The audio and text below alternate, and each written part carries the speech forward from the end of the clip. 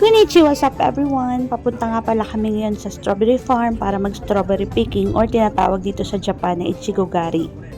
Matagal-tagal nga pala mula nung huli pa ako nag-post ng videos. Actually, matagal na itong videos na to. Kaya lang, papasilip ko sa inyo kung ano yung mga kaganapan sa aming pagpunta at pagkain ng strawberries sa strawberry picking farm. Kasama ko nga pala yung mga katrabaho ko, si Engineer, si Noel, si Seri at yung mga nanay-nanay sa simbahan.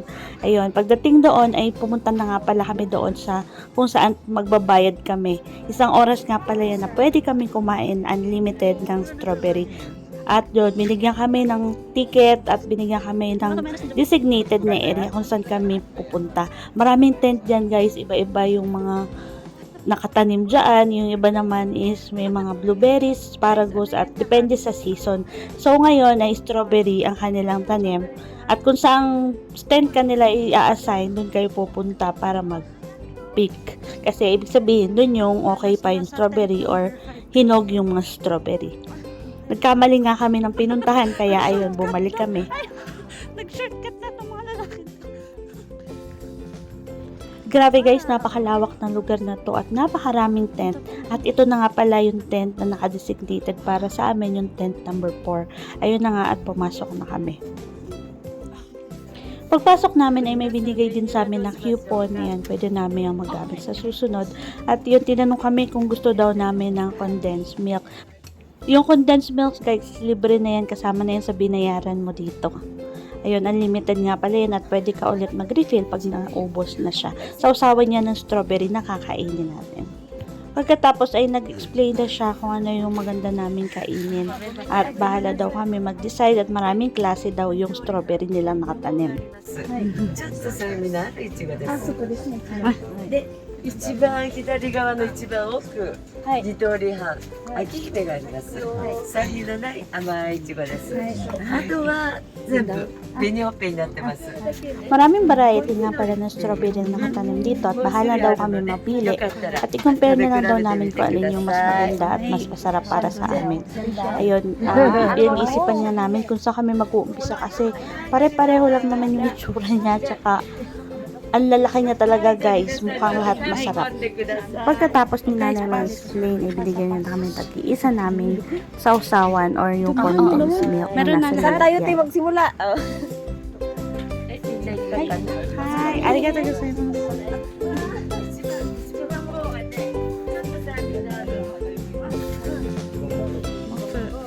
Wow! Alam niyo ba guys, na isa ito sa bucket list ko, yung kumain ng strawberry sa strawberry farm dito sa Japan. Kaya kilig na kilig talaga ako dyan that time. Okay guys. Ito dapat sila ano? Ay, ang damis nito kahit parang gatas. Oh. Wow!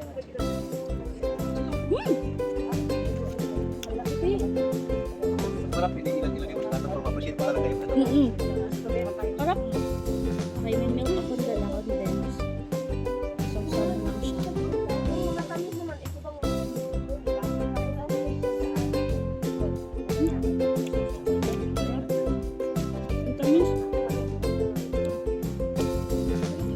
Super excited pati yung mga kasama ko sa kinakain namin dahil ang sarap talaga niya at may kakaiba siyang flavor. Ibang-iba siya dun sa kilala nating lasa ng strawberry na mga flavorings. Strawberry picking kami. Dito daw yung may pinakamasarap na variety. Alikman natin ang sarap. Muna natin lagyan ng condensed. Tamis? Patay dito kasi. Matamis siya, tsaka kahit hindi mo siya lagyan ng gatas. Lusot dira pa eh. May dagko ka dira oh. Ang Ichigogari nga pala dito sa Japanese, nag-i-start siya ng by January at kung hanggang kailan, depende yan sa lugar kung nasaan ka. Dito sa may lugar namin, hanggang June pwede. May nga pala yan nang pumunta kami at sabi nung 10-in or stop nung tent dyan ay maganda daw yung pagpunta namin dahil palalaki talaga yung mga bunga at mura na siya kumpara doon sa pinakaunang time na nag-start yung picking. Sa pagkakatanda ko is mga 1,000 yen siya or nagkakatumba siya ng mga 300 to 400 plus pesos.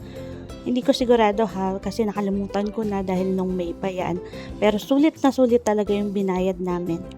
Unlimited siya, eat all you can. Kung gaano karami yung kaya mong kainin, ikaw na lang yung susuko. Dahil guys, nakakabusog talaga siya. Noong time na yun, wala akong masyadong kinain dahil hinanda ko talaga yung tiyan ko para makakain ako ng marami.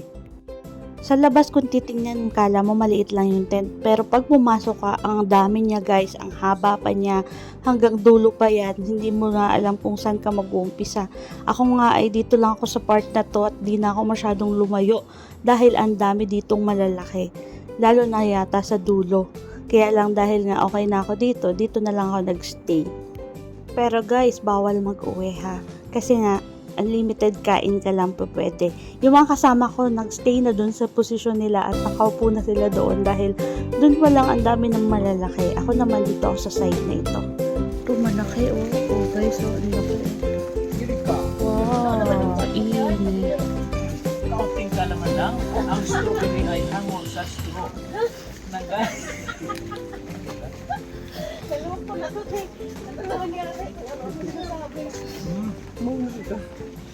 Sarap.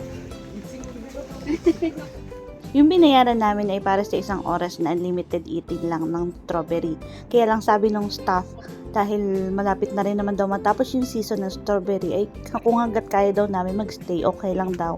At wala daw problema. Syempre, nakakahiya naman, no? Dahil, ayun, isang oras lang yung binayaran namin.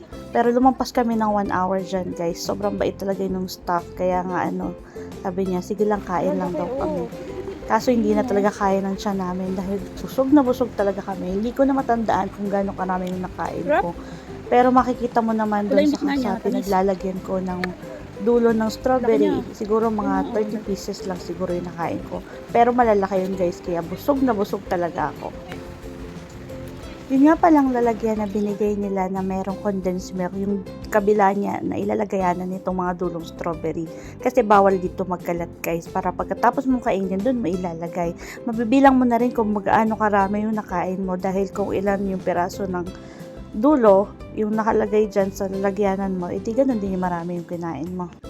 Nung busog na talaga kami at napagdesisyonan namin na hindi na namin kayang kumain pa, ay nag-decide na rin kami umuwi.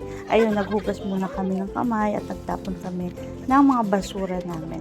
Ayun, ang ganda lang dyan, convenient masyado sa loob kasi yun, may pag-uugasan ka na at may provided sila na towel na tissue paper pampunas ng kamay.